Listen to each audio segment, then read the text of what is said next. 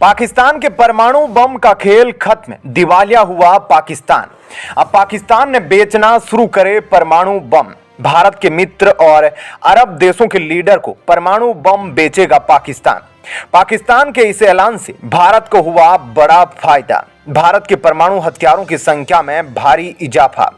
मई में भारत करेगा परमाणु परीक्षण की तैयारी।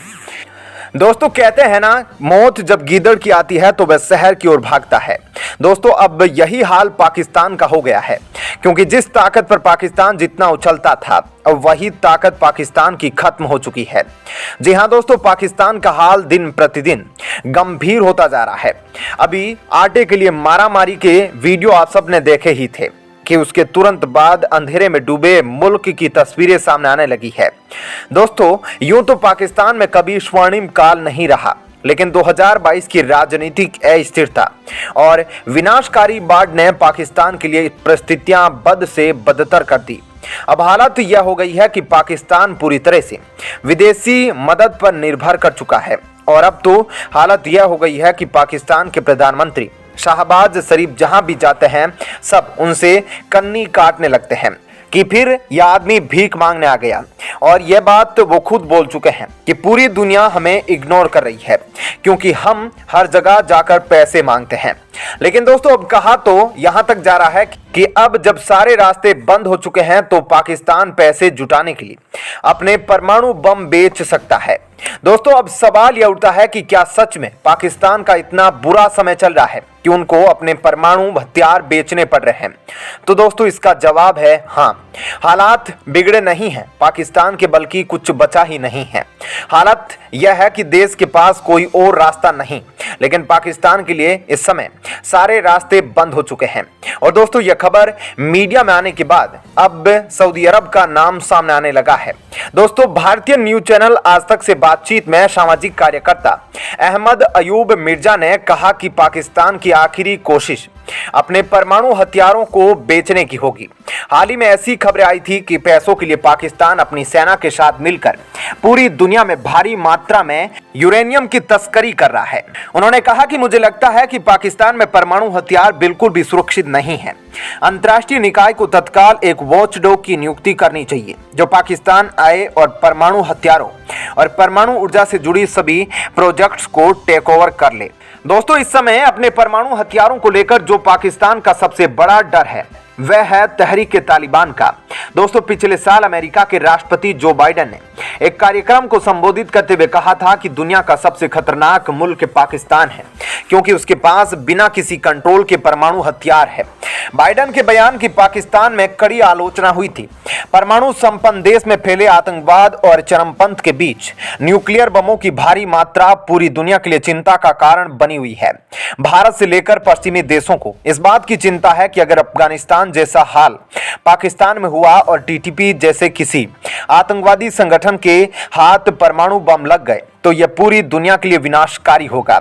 दोस्तों यह बात तो आप सब जानते ही है कि ईरान और सऊदी अरब में किस हद तक दुश्मनी है, और यह भी आप सब जानते हैं कि ईरान इस समय अपने परमाणु हथियारों के निर्माण पर कार्य कर रहा है।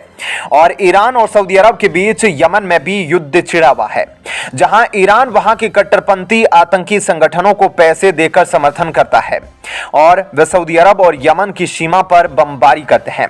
ऐसे में दोस्तों अगर अब इस आने वाले कुछ सालों में ईरान अपने परमाणु हथियार बना लेता है तो यह समझ लीजिए कि फिर अब पूरे देश में ईरान से ताकतवर और कोई देश नहीं होगा। हालांकि अभी सऊदी अरब सभी अरब देशों के लीडर के रूप में दिखता है और सऊदी अरब अपने डिफेंस बजट पर काफी पैसा खर्च करता है। लेकिन अगर ईरान ने परमाणु हथियार बना लिया तो फिर सऊदी अरब के पास कोई बैकअप प्लान भी नहीं है, ना ही इन्होंने कोई परमाणु हथियार बनाने के लिए कोई प्रोग्राम शुरू कर रखा है। अब दोस्तों जैसा कि आपने बीते हफ्तों खबर सुनी होगी कि सऊदी अरब ने हाल ही में एक ऐलान किया था कि वह अब मुफ्त में किसी को आर्थिक सहायता नहीं देगा। इसके बाद पाकिस्तान के सब रास्ते बंद हो गए थे।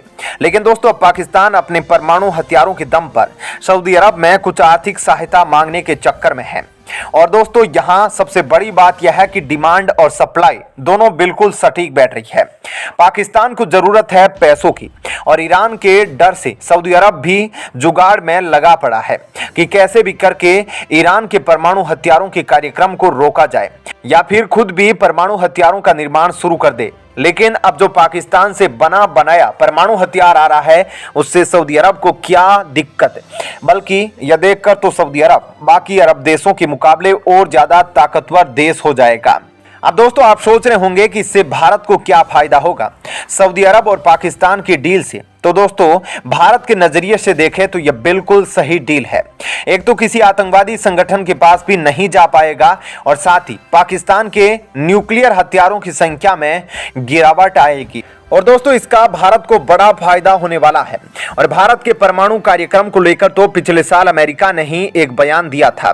दोस्तों पिछले साल नवंबर महीने में अमेरिका के famous think tank Carnegie Endowment for International Peace के senior fellow Ashley J Tellis का कहना था कि भारत को अपने 1998 के थर्मोन्यूक्लियर बम का परीक्षण फिर से शुरू करना चाहिए और भारत को हथियारों के मामले में आत्मनिर्भर बनने की दिशा में कदम बढ़ाने चाहिए। दोस्तों मैं आपको बता दूं कि यह बयान दिसंबर महीने में हुई चीन भारत के सैनिकों के बीच झड़प से पहले का है और इसलिए इस बयान की इंपॉर्टेंस और ज्यादा बढ़ जाती है क्योंकि इसने आने वाले खतरों को इंगित कर दिया था। दोस्तों एक्सपर्ट मानते हैं कि हथियारों की वजह से दो शत्रु देशों में बैलेंस बना रहता है। उन्होंने कहा कि इसके लिए अगर भारत को किसी तरह की मदद की जरूरत होती है तो अमेरिका को उसके लिए आगे आना चाहिए। एस्ले जे टेलिस ने आगे कहा कि भारत को इस दिशा में विचार करना चाहिए और एस्ले ने यह भी कहा कि अगर चीन अपने परमाणु हथियारों में इजाफा करता है तो यह भारत के लिए चिंता का विषय बना रहेगा। दोस्तों यहां पर अमेरिका की इस थिंक टैंक का कहना है कि वर्तमान में भारत टू फ्रंट वॉर की सिचुएशन में है। भारत के दोनों तरफ वर्तमान में न्यूक्लियर पावर से लैस देश है और दुश्मन भी है, लेकिन यहां सबसे बड़ा खतरा भारत के लिए पाकिस्तान नहीं है और खासकर अब सऊदी अरब और पाकिस्तान के बीच या न्यूक्लियर हथियारों की खरीद के बाद तो भारत को वैसे भी पाकिस्तान से कोई खतरा नहीं है, बल्कि असली खतरा चीन से है। असले जे टेलिस ने आगे कहा कि जिस तरह से पिछले 2 से 3 सालों में LAC सीमा पर दोनों देश खासकर चीन की तरफ से भारी मात्रा में सैनिकों की तैनाती की जा रही है, एक के बाद एक डिफेंस इंफ्रास्ट्रक्चर का निर्माण किया जा रहा है और साथ ही साथ चीन द्वारा जो हाल ही में परमाणु परीक्षण भी किए गए हैं उसको देखते हुए भारत के लिए चीन को चेतावनी देना वर्तमान में बहुत आवश्यक है।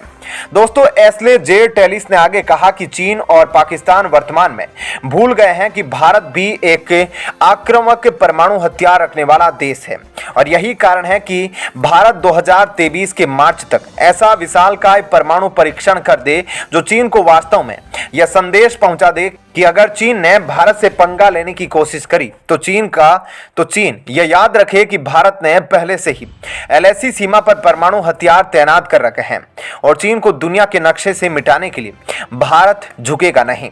क्या कहना है आपका इस खबर पर जरूर बताइएगा। धन्यवाद।